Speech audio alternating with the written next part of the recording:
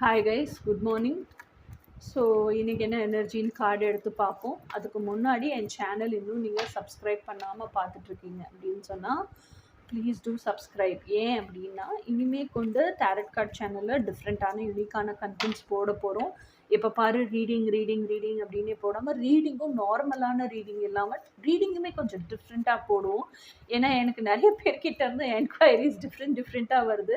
So I felt அதெல்லாம் I make it in two videos அப்படின்னு சொல்லிட்டு. ஸோ அதனால பெல் ஐக்கானையும் கிளிக் பண்ணி வச்சுக்கோங்க. ஸோ தட் நான் வீடியோஸ் அப்லோட் பண்ணேன்னா யூ வில் கெட் நோட்டிஃபைடு.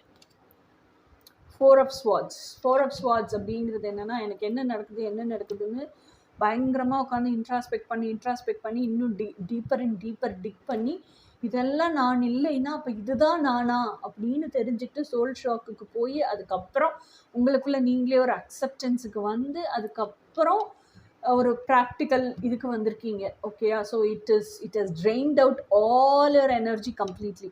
சொல்லும்போது ஈஸியாக இருக்குது, அனுபவிக்கும் போது ரொம்ப பெயின்ஃபுல் ப்ராசஸ் இது. ஏன்னா இதுதான் நான் அப்படின்னு எனக்கு அக்செப்ட் பண்ணிக்கிறதுக்கு இட் வில் டேக் டைம். ஏன்னா இத்தனை நாள் இதுதான் நான் நம்ம வாழ்ந்தது டிஃப்ரெண்ட்டு, இப்போ ரியலைஸ் பண்ணியிருக்கிறது different. So now it's time for you to rest and relax. So please do rest, take enough rest, relax பண்ணுங்கள். அதுக்கப்புறமா you can start with your works. ஓகேயா? ஸோ அதுதான் கார்டு சொல்லுது. அடுத்த மெசேஜ் என்னன்னு பார்ப்போம்.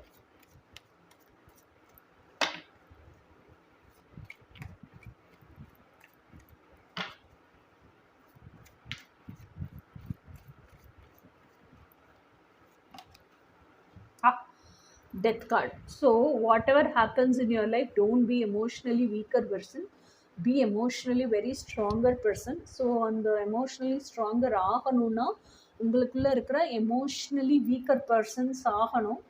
You have to rebirth as your very strong and confident person. So much of அந்த butterflies பாருங்க எவ்வளோ butterflies இருக்குன்னு.